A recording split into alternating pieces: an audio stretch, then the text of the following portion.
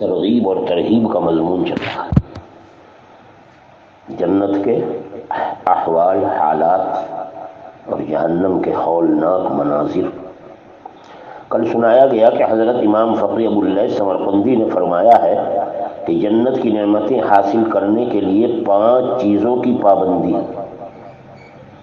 اللہ ہم سب کو یہ پابندی عطا فرمائے۔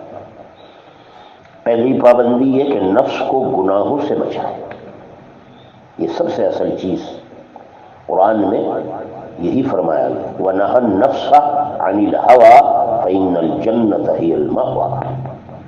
جو آدمی اپنی خواہشات نفس اور گناہوں سے روکے گا، اپنے آپ کو صبر کرے گا، تھوڑی سی قربانی اور مجاہدہ کرے گا تو جنت اس کا ٹھکانہ ہے۔ اللہ، جنت کی قیمت کتنی سستی رکھی ہے۔ دوسری چیز ہے دنیا کو تھوڑی سی مقدار پر، بس کھانا پینا پہننا، جو اپنے گھر کی ضروریات ہیں بس ان پر راضی ہو جائے، کھوج میں کریز میں نہ پڑے۔ کل بتایا گیا جنت کی قیمت ترک حرص دنیا ہے، ترک حب دنیا، دنیا کی محبت دل میں نہ ہو۔ تیسری چیز کل بتائی گئی کہ آدمی کو چاہیے جنت میں جانے کے لیے اگر کرے پابندی، نیک کام کی خواہشیں، اعمال صالحہ کا شوق اور ذوق۔ فرائض بے شک اپنی جگہ ہیں، جن کے پڑھے بغیر ایمان باقی نہیں رہتا، لیکن نوافل، روزوں میں، نماز میں، تسبیحات میں، تلاوت کلام پاک میں، اپنے ذکر و اذکار، جس کی اللہ توفیق دے دے، ان چیزوں کی خواہش، یہ تیسری پابندی۔ چوتھی پابندی بتائی گئی کہ اہل اللہ اور صادقین سے محبت، ان کی مجلسوں میں شرکت اور دین کی باتوں کا سماع، ان کی ہم نشینی اختیار کریں۔ اللہ کا وعدہ ہے کہ جب اپنے محبوب، اپنے صادقین، نیک صالحین بندوں کی بخشش فرمائیں گے تو ان کی سفارش بھی قبول کریں، اور بے شک وہ سفارش کریں گے اپنے تمام احباب کی، حدیث میں آتا ہے۔ یہ چوتھی چیز ہے۔ اور پانچویں چیز ہے اللہ سے بکثرت دعاؤں کا مانگنا، بخشش کی دعا، جنت کی دعا، جہنم سے پناہ کی دعا، خاتمہ بالخیر، بہت بہت زیادہ درخواست کرتا رہے اللہ سے۔ نہ جانے کون سا وقت قبولیت کا ہے، جو گھڑی قبولیت کی ہوگی بس اسی میں کام بن جائے گا۔ ایک زاہد کا قصہ نقل کیا گیا ہے کہ وہ روٹی کے بغیر سبزی اور نمک وغیرہ کھا لیتے۔ کسی نے کہا بس آپ اسی پر گزارا کرتے؟ ارشاد فرمایا میں اپنی دنیا جنت کے لیے بنا رہا ہوں، اور تم جو دنیا میں مشغول ہو تم اسے بیت الخلا کے لیے بناؤ، کیونکہ جو کچھ بھی مرغوب کھانے کثرت سے کھائے جائیں گے ان کا انجام صرف بیت الخلا تک پہنچتا ہے، اور میں جو کچھ کھا کر اللہ کے ذکر میں لگ رہا ہوں، عبادات میں، طاعت میں، یہ سیدھا جنت میں پہنچانے والا ہے۔ اب آدمی کی مرضی ہے بیت الخلا کا راستہ اختیار کرے یا جنت کا راستہ۔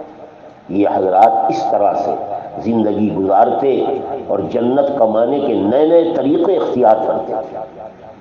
کہتے ہیں کہ ابراہیم ابن ادہم بڑے بزرگ گزرے ہیں، حمام میں ایک دفعہ نہانے کے لیے، جو عام متن شہروں میں بنے ہوئے ہوتے اور کرایہ دے کر وہاں لوگ غسل کرتے، غسل کا سارا سامان اور انتظام وہاں ہوتا تھا، وہاں تشریف لے گئے۔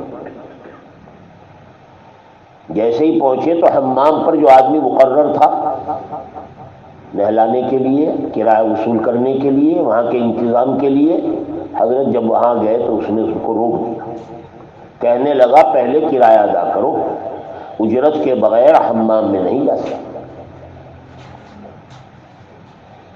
تو رونے لگے ابراہیم ابن ادہم اس کی یہ بات سن کر، کہنے لگے اے اللہ، یہ شیاطین، یہ فساق، یہ فجار، یہ گناہگار لوگوں کے آنے کا مقام ہے، اور یہاں سبھی آتے اور نہاتے ہیں، اور مجھے یہاں مفت میں داخل ہونے کی اجازت نہیں ملتی، تو میں انبیاء اور صدیقین کے مقام جنت کو کیسے پاؤں گا، اور وہاں کیسے داخل ہوں گا جب یہاں بھی داخل ہونے میں پابندی ہے۔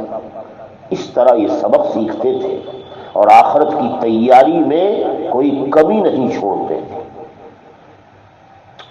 منقول ہے کہ بعض انبیاء علیہ السلام کی آسمانی تعلیمات میں اور ان پر آنے والی وحی میں یہ بات اہتمام سے بیان کی گئی کہ اے انسان، تو دوزخ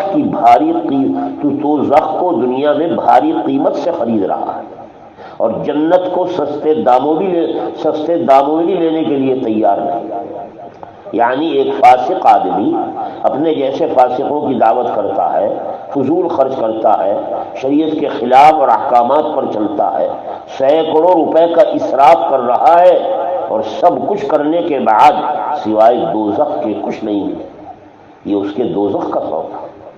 بھاری قیمت دے کر اللہ اور رسول کی نافرمانی کر کے دنیا میں جو آدمی اپنا مال لگا رہا ہے، سمجھو کہ وہ بھاری قیمت دے کر دوزخ خرید رہا ہے۔ اور اگر اللہ تعالیٰ کی رضا کے لیے ہم ایک آدھ درہم خرچ کریں، کسی محتاج کی دعوت کریں، کسی فقیر کے گھر کھانا بھیجیں، یہ ہمیں ناگوار ہے، حالانکہ یہی جنت کی قیمت ہے۔ اللہ نے جنت کی قیمت بڑی سستی رکھی۔ غریبوں کے ساتھ ہمدردی، بھوکوں کو کھانا کھلانا، ننگوں کو کپڑا پہنانا، پیاسوں کو پانی پلا دینا، حتیٰ کہ حدیث میں کہا گیا ہے کہ ایک فاحشہ عورت کی مغفرت صرف ایک کتے کو پانی پلانے پر کر دی گئی تھی۔ اللہ اکبر۔ یاد رکھو، ترک دنیا کا عوض اللہ نے جنت رکھی۔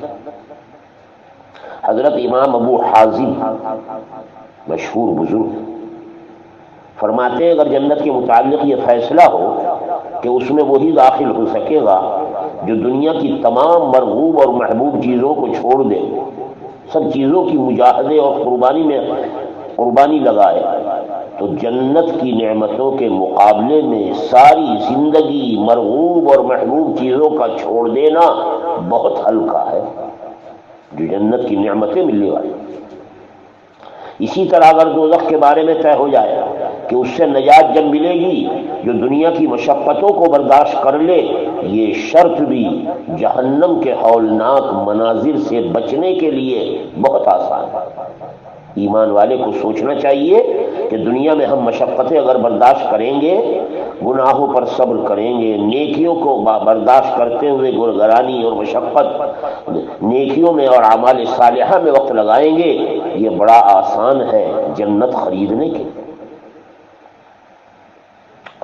اور اس کا تو پوچھنا ہی کیا کہ جنت کے لیے آدمی اپنی محبوب اور مرغوب چیزوں کا صرف 1000واں حصہ چھوڑ تب بھی داخل ہو جاتا ہے۔ اللہ نے جنت اتنی آسان کی۔ حضرت انس بن مالک، حضرت کے خادم رضی اللہ تعالی عنہ فرماتے ہیں، حضرت نے ارشاد فرمایا، جو شخص اللہ سے روزانہ 3 مرتبہ جنت مانگے اور سوال کرے تو جنت کہتی ہے کہ اے اللہ تو اسے جنت میں داخل کر۔ یہ میرا سچا طالب ہے۔ اسی طرح جو شخص دوزخ سے روزانہ 3 مرتبہ پناہ مانگ لے، دوزخ سفارش کرتی ہے اللہ سے، اے اللہ اسے آگ سے اور مجھ سے پناہ دے۔ اندازہ لگائیے ہمارے آقا صلی اللہ علیہ وسلم نے امت کی آسانی کے لیے کیسی کیسی تعلیمات دی۔ کیا روزانہ اللہم انی اسألک الجنہ یا اللہم انی اعوذ بک من النار، کیا یہ پڑھنا کسی کے لیے دشوار ہے؟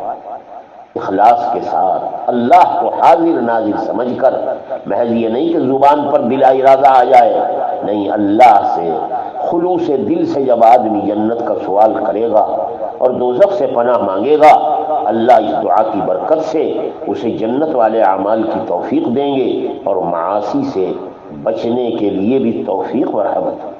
یہ دعا اسی میں، اے اللہ ہمیں آگ سے پناہ عطا فرما، اور آگ میں لینے جانے والی جو موجبات ہیں اعمال، اے اللہ ہمیں اس سے پناہ۔ اللہ۔ حضرت انس بن مالک فرماتے ہیں کہ جناب نبی پاک صلی اللہ علیہ وسلم نے ایک مرتبہ ارشاد فرمایا کہ بھائی جنت میں بازار بھی ہوں گے، کیونکہ بہت سے لوگ ہیں جنہیں بازار جائے بغیر چین ہی نہیں آتا، تو اللہ نے جنت میں بھی بازار رکھے، وہاں خرید و فروخت نہیں ہوگی، اہل جنت اپنے محلات سے نکل کر بازاروں میں گھومنے اور پھرنے، جیسے دنیا میں لوگ محض تفریح کرنے کے لیے بازاروں میں نکل جاتے ہیں، حالانکہ بازاروں کو دنیا میں بدترین جگہ کہا گیا اور مساجد کو بہترین جگہ فرمایا گیا، مگر ہمارا حال یہ کہ بازار بھرے ہوئے ہیں اور مسجدیں خالی ہیں۔ جنت میں خرید و فروخت کچھ نہیں ہوگی، لوگ ٹولیوں کی، جماعتوں کی، گروہ کی شکل میں محض تفریح کے لیے، ایک دوسرے سے ملنے، باہمی گفتگو کرنے کے لیے جنت کے بازاروں میں آئے اور آ کر گفتگو کریں گے، آپس میں کہیں گے کہ لوگوں دیکھو دنیا کا کیا حال تھا اور اللہ تعالیٰ کی عبادت کیسے پرکیف تھی، دنیا کے فقراء اور اغنیاء کیسے کیسے تھے، اور دنیا میں موت کا کیا عالم۔ یہ اس قسم کی باتیں جنت کے بازاروں میں آ کر دنیا میں جو کچھ گزری ہے اس کا حال ایک دوسرے سے کہیں گے، سنیں گے، اور پھر کہیں گے کہ اللہ نے کیسی طویل شکست و ریخت کے بعد ہمیں اللہ تعالیٰ نے جنت میں یہاں بازاروں میں پہنچایا۔ حضرت عبداللہ بن مسعود فرماتے ہیں کہ تمام لوگ اولین آخرین میدان حشر میں پل صراط پر جمع ہوں گے۔ پل صراط دوزخ کے اوپر ہوگی، اس کے ارد گرد سارا مجمع کھڑا ہوگا اور پل پر سے حکم ہوگا کہ ہر ایک اپنے اپنے عمل کے مطابق گزر جائے۔ وہاں پل صراط کو پار کرانے والے آدمی کے اعمال ہوں گے۔ بس آدمی دنیا میں اپنے اعمال کو دیکھ لے کہ پل صراط پر گزارنے کے اعتبار سے میرا عمل کیسا ہے۔ حدیث میں بڑی تفصیل آقا نے اسی لیے بیان کی کہ یہ دنیا کی زندگی پل صراط پر سے کامیاب گزارنے کے لیے دی گئی ہے۔ اعمال کر کے آدمی مشق کر لے کہ میں پل صراط پر سے اپنے اعمال کی برکت سے کس طرح گزروں گا۔ بعض لوگ بجلی کے چمکنے کی طرح گزر جائیں گے، جیسے آپ آسمانوں پر دیکھتے ہیں کہ بجلی مشرق میں چمک رہی ہے، ایک دم مغرب میں چمکنے لگتی، کبھی جنوب میں اور شمال میں گزر جاتی۔ جس طرح وہ گزر جاتی ہے ایک لمحے اور پل جھپکنے میں لوگ اس طرح گزر جائیں گے۔ اللہ ہمیں بھی انہیں میں شامل فرمائے۔ کچھ ہوا کی طرح گزر جائیں گے، بجلی کی چمک ذرا زیادہ تیز ہے، ہوا کی تیزی اس سے کم ہے۔ کچھ پرندوں کی طرح گزر جائیں جو پرندے ہواؤں میں اڑتے فضاؤں میں چلتے پھرتے۔ کچھ دنیا کی زمین کی سواریاں، گھوڑے، اونٹ، دیگر جانور جو تیز رفتار ہیں ان کی طرح گزر جائیں۔ کچھ ان سے بھی کم رفتار، عامةً اونٹوں کی رفتار گھوڑوں سے کم، بہت سے اونٹوں کے دوڑنے کی طرح گزر جائیں۔ بعض پیدل ہوں گے، وہ تیز بھاگنے کی طرح گزر جائیں گے۔ اس طرح گزرتے رہیں گے۔ سب سے آخر میں ہمارے آقا نے لوگوں کو جنت کا شوق و ذوق دلانے اور جنت کی تیاری کرنے کے لیے عجیب و غریب واقعہ سنایا۔ فرمایا سب سے آخر میں ایک آدمی آئے گا، وہ اتنی سی جگہ سے گزرنا چاہے گا جو دونوں قدموں کے انگوٹھے رکھنے کے بقدر ہوتی ہے۔ اتنی باریک اور اتنی تنگ جگہ جو دیکھے گا گزرنے کی، اور پھر دیکھے گا کہ پل صراط ٹیڑھی ہو رہی ہے، ٹیڑھے پل پر سے گزر، اور یہ بھی اسے اندازہ ہے کہ پل صراط سخت پھسلنے اور گرنے کی جگہ ہے، کیونکہ مشہور ہے کہ تلوار جیسی تیز ہوگی اور بال جیسی باریک۔ دنیا میں درخت کے کانٹوں سے گزرنا مشکل ہوتا ہے، وہاں پل صراط پر کانٹے لگے ہوئے ہوں گے اور دونوں کناروں پر فرشتوں کی جماعت، آگ کی کنڈیاں موجود ہوں گی اور لوگوں کو وہ فرشتے ان کنڈیوں سے کھینچیں گے۔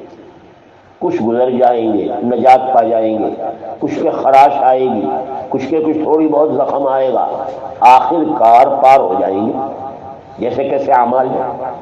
کچھ وہ بھی ہوں گے جنہوں نے دنیا میں گناہوں کے انبار اکٹھے کیے ہیں، فسق و فجور میں زندگی گزاری ہے، یہ زخمی ہو کر دوزخ میں گریں گے، اور ان کے گرنے کے وقت میں جو فرشتے کھڑے ہوئے ہیں پل صراط کے قریب زور سے پڑھیں گے رب سلم سلم رب سلم سلم، اے اللہ سلامتی عطا فرما، اے اللہ سلامتی عطا فرما۔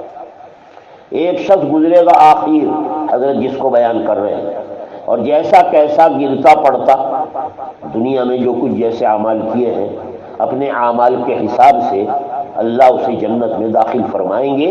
یہ آخری شخص ہو، یہ قسم آخری قسم ہوگی ان لوگوں کی جو جنت میں داخل ہو رہے ہیں۔ ان میں سے یہ ایک شخص کا حال پل صراط عبور کر لے گا، پل پار کر کے دیکھے گا کہ سامنے جنت کا دروازہ ہے، مگر جنت میں داخلے کا بھی حکم نہیں۔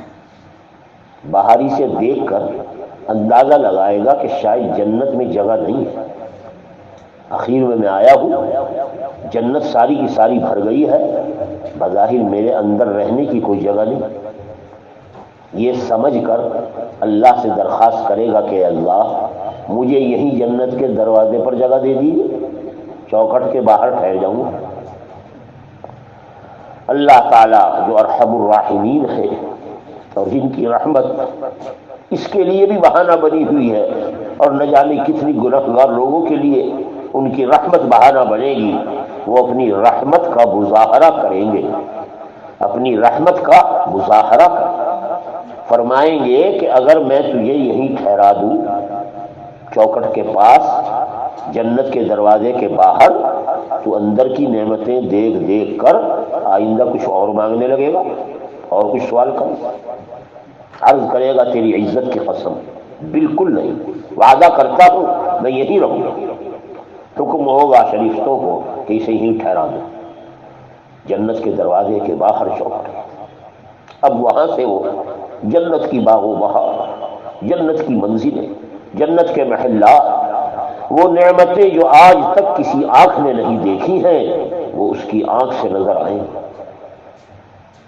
تو یقیناً اس کو طلب اور تڑپ ہوگی، کیونکہ آدمی اللہ تعالیٰ نے طلب اور حرص کے ساتھ پیدا کیا۔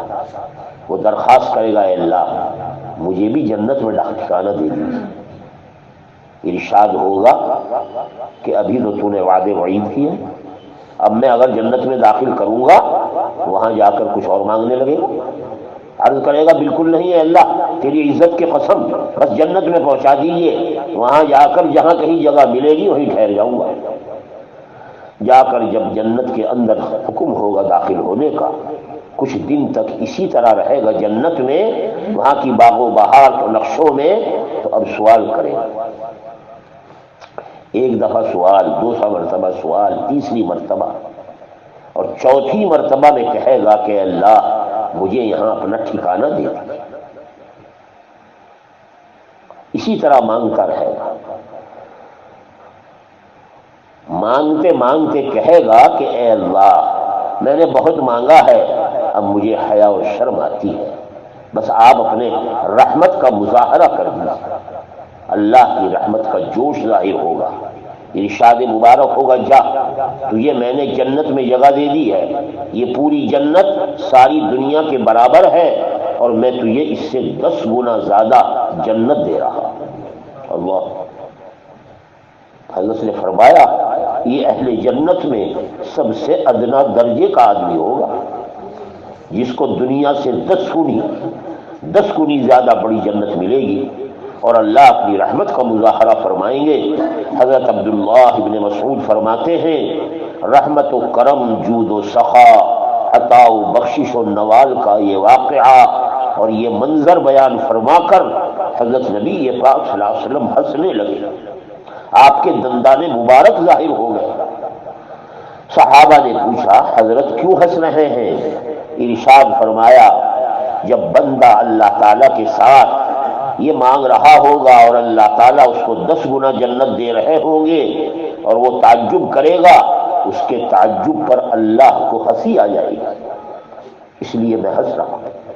اللہ کا ہنسنا ان کے خوش ہونے کی علامت ہے۔ اللہ تعالیٰ کسی بھی جنت میں کسی شخص سے بھی ناراض نہیں، کیونکہ جنت کی آخری نعمت اللہ کی رضا ہے۔ روایت میں ہے کہ دنیا کی عورتیں جنت میں جائیں گی، دنیا میں جو بیگمات اور بیویاں رہی ہیں وہ اپنے اعمال کی وجہ سے جتنی جنت کی حور عین وہاں تیار ہوئی ہیں ان سب پر فضیلت حاصل کریں. جنت کی حوریں ان کے سامنے معمولی ہو جائیں. اللہ دنیا کی عورتوں کو ان کے اعمال، ان کے ایمان کی وجہ سے جنتی عورتوں سے زیادہ حسین و جمیل اور ہر اعتبار سے فضیلت والا بنائیں گے. قرآن میں کہا گیا انا انشاناہن انشاء فجعلناہن ابکارا عربا اترابا لاصحاب الیمین. ہم نے ان عورتوں کو خاص طور سے تیار کیا ہے، دنیا والی عورتوں. ہم نے ان کو ایسا بنا دیا جنت میں جانے سے پہلے جیسے وہ کنواری ہوتی، محبوبہ ہوتی، ساری ہم عمر ہوگی.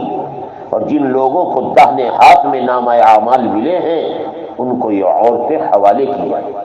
یہ سب چیزیں اصحاب الیمین کے لیے، عربا اترابا لاصحاب الیمین. اللہ ہم سب کو اصحاب یمین میں شامل فرمائے. احادیث میں یہ اوپر مثال دے کر اللہ کی رحمت کا جو حال سنایا گیا، اس کا مقصد ہے کہ دنیا میں آدمی اللہ تعالیٰ کی رحمت کا امیدوار رہے اور اللہ سے مانگے کہ اللہ مجھے دنیا میں ان اعمال کی توفیق دے دے جو تیری رحمت کو واجب کرنے والے. ہمارے آقا صلی اللہ علیہ وسلم ہمیشہ دعا مانگا کرتے تھے اللہم انا نسألک موجبات رحمتک. اے اللہ ہم تجھ سے ان اعمال کی بھیک مانگتے ہیں جو تیری رحمت کو واجب کرے. اندازہ لگائیے زبان ذرا ہلانے میں کیا دیر لگتی ہے، اور اللہ سے موجبات رحمت مانگنے کی توفیق اللہ سعادت مندوں کو دے. ہمیشہ اللہ کی اور رحمت خداوندی کی تمنا اور امیدوار رہ کر ہونا چاہیے. حضرت سعید بن المسیب فرماتے ہیں حضرت ابو ہریرہ نے فرمایا میں نے جناب نبی پاک صلی اللہ علیہ وسلم کو یہ ارشاد فرماتے ہوئے سنا ہے کہ دیکھو اللہ تعالیٰ نے اپنی رحمت کے 100 حصے بنائے ہیں. اپنی رحمت کو اللہ کی جو یہ صفت ہے 100 حصوں پر تقسیم کیا ہے اور پھر فرمایا ایک حصہ صرف رحمت کا ہم نے دنیا میں اتارا ہے اور 99 حصے آخرت کے لیے رکھے.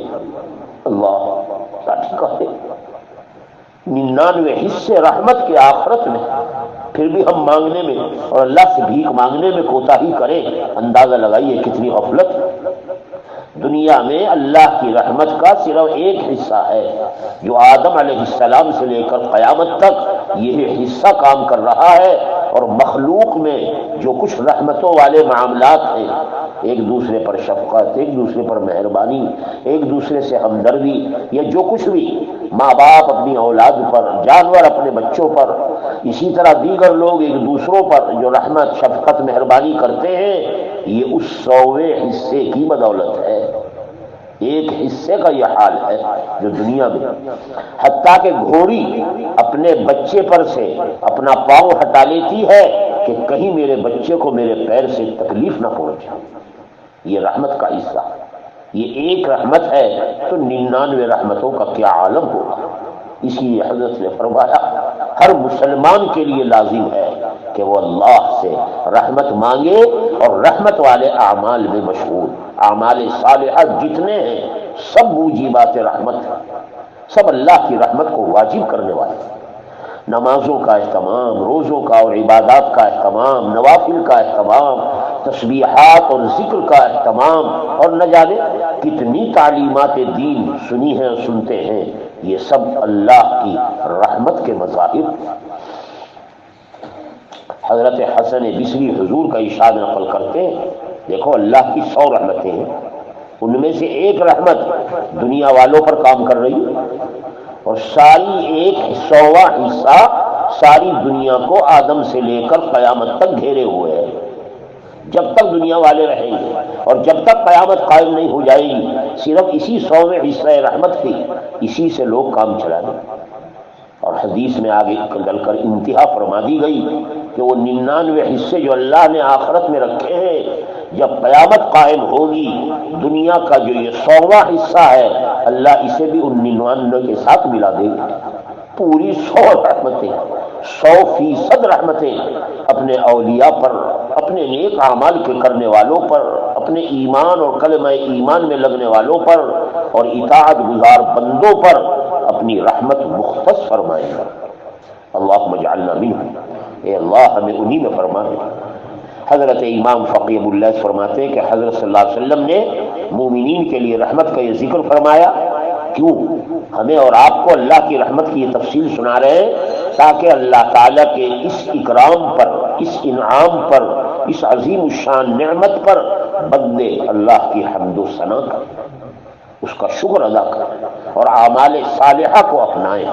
یاد رکھیے اللہ کی ہر نعمت کا شکر یہ ہے کہ آدمی اعمال میں لگ جائے، نیک اعمال کرنا یہ اللہ کا شکر ادا کرنا ہے۔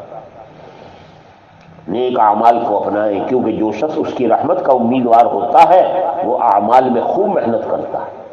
اسی لیے اللہ تعالیٰ نے صاف بار بار قرآن میں اعلان کیا ہے، ان رحمت اللہ قریب من المحسنین، اللہ ان رحمت اللہ قریب من المحسنین، اللہ تعالیٰ کی رحمت نیک کام کرنے والوں کے ساتھ رہتی ہے۔ اس سے زیادہ اور کیا چاہیے کہ اللہ نے اپنی رحمت کو کیسے آسان کیا۔ ایک جگہ فرمایا فمن کان یرجو لقاء ربہ فلیعمل عملا صالحا، جو آدمی اپنے رب سے ملنے کی آخرت میں آرزو تمنا رکھتا ہے اسے چاہیے دنیا میں نیک اعمال میں لگائے۔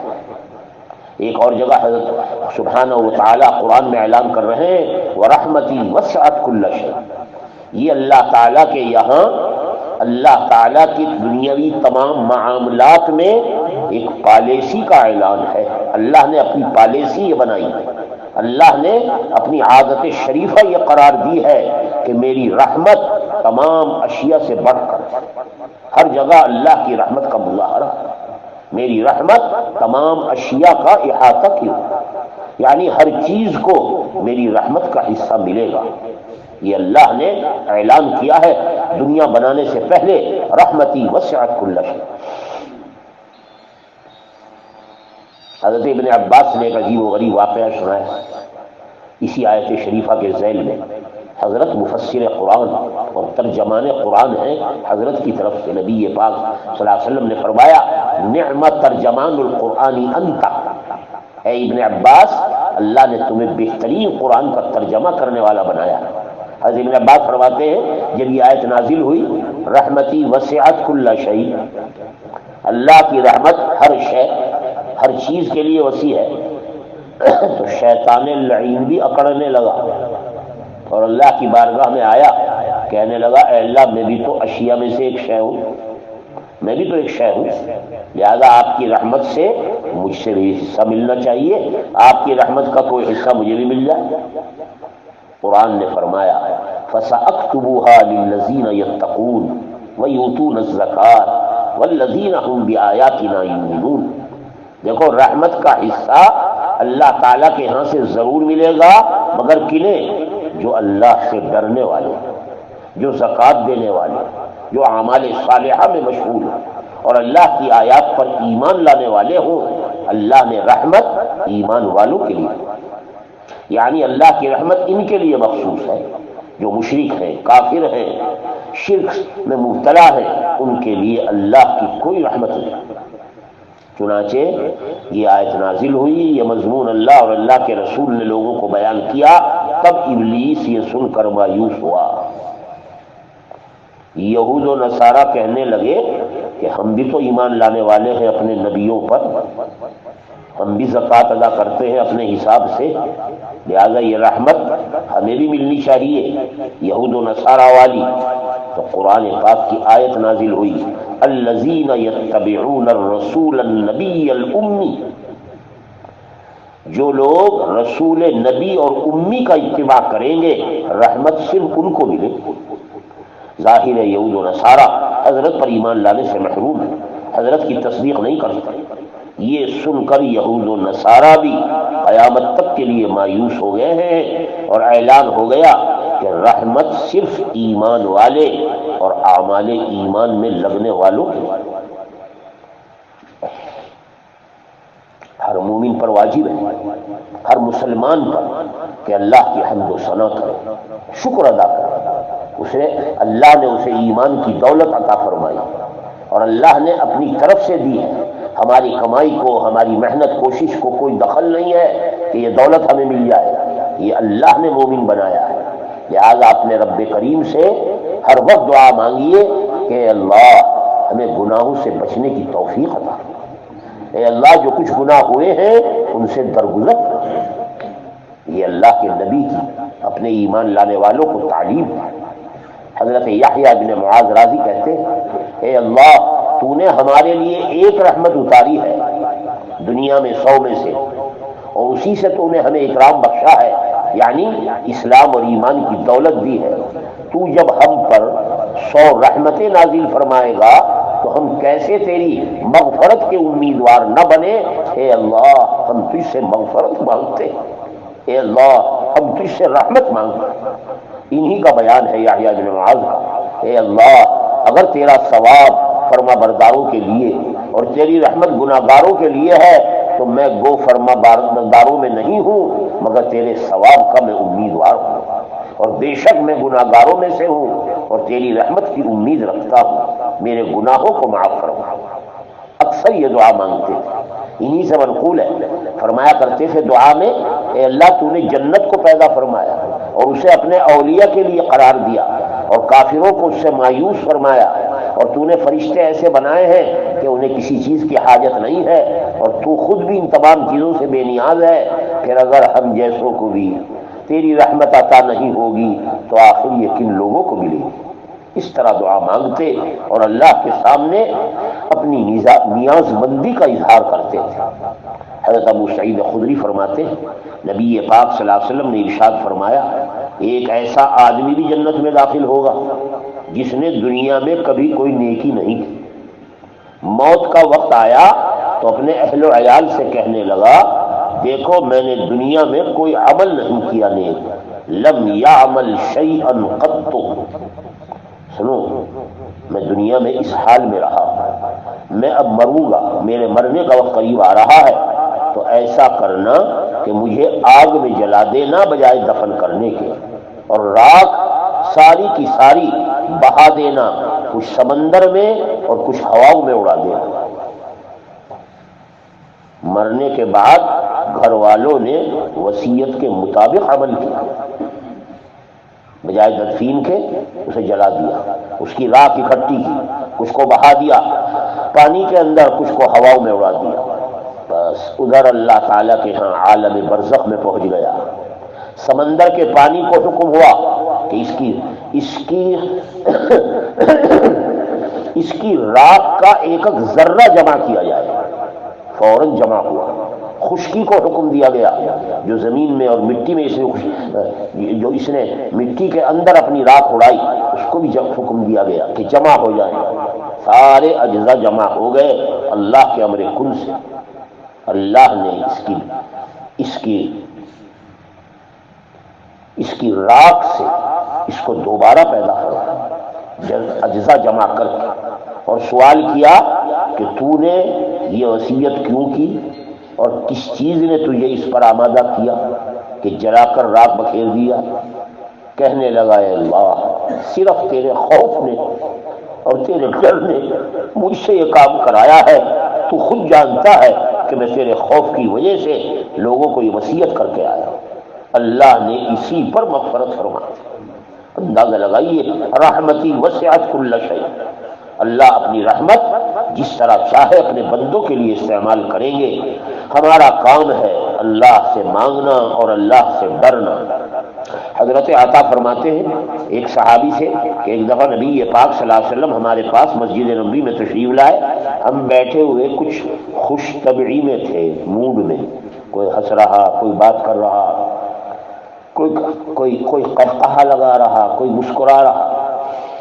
حضرت تشریف لا کر کھڑے ہو، فرمایا تمہیں ہنسی سوجھ رہی ہے اور ہنس رہے ہو؟ تمہیں پتہ نہیں دوزخ تمہارے پیچھے لگی ہوئی؟ بخدا میں تمہیں پھر ہنستا ہوا نہ دیکھوں۔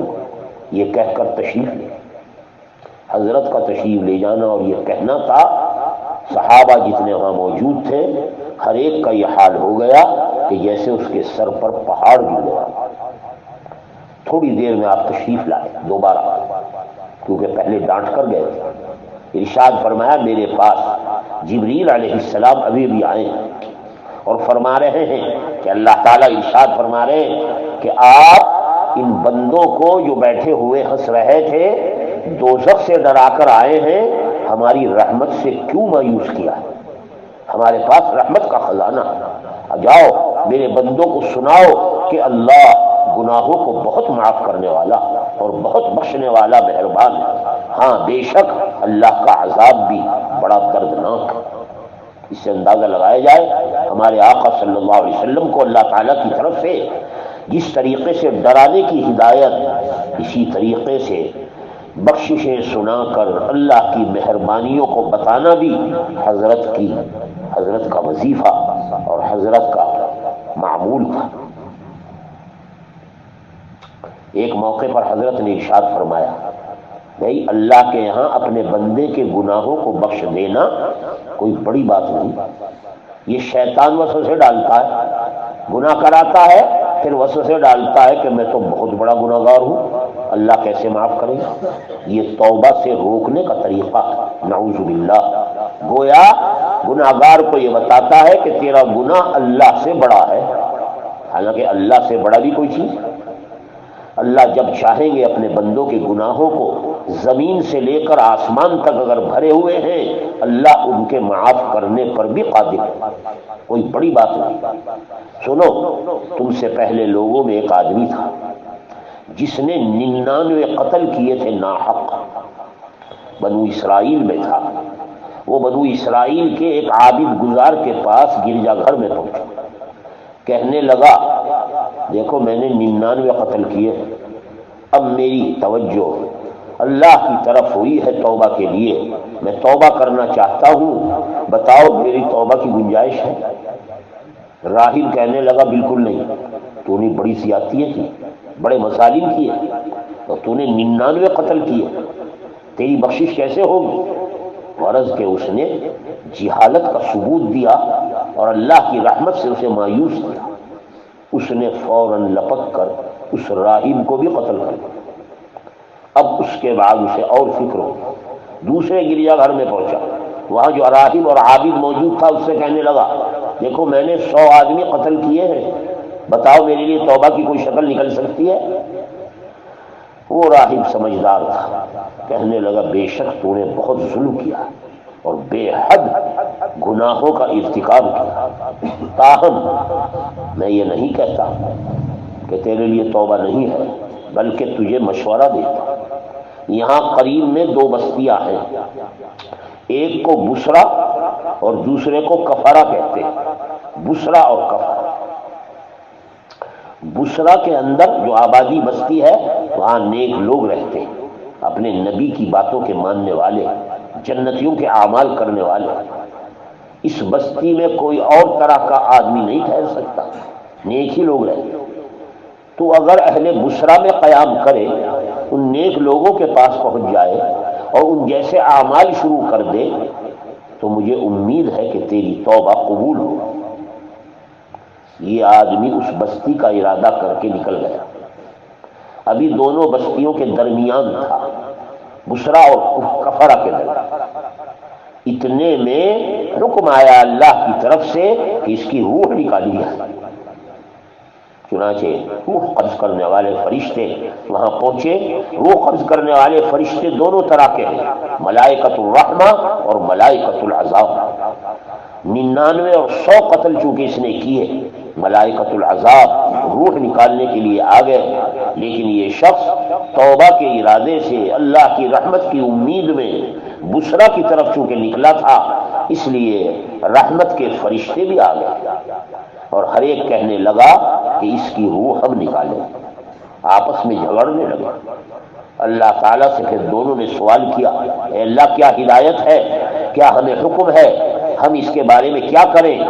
ارشاد ہوا دونوں بستیوں کے درمیان زمین کا جو فاصلہ ہے اسے ناپو، اور یہ شخص جس گاؤں کے قریب ہو وہیں کے لوگوں میں اس کو شمار کرو۔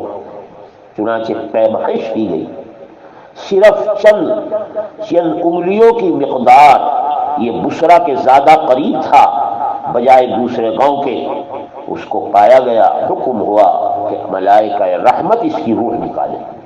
یہ اللہ کی رحمت کے مظاہر ہیں جو آقا مجلسوں میں صحابہ کو سنایا کرتے تھے۔ اللہ تعالی ہم سب کو اپنی رحمتوں کا بھرپور حصہ عطا فرمائے اور موجبات رحمت اور مغفرت کے حاصل کرنے کی ہم سب کو کوشش کریں۔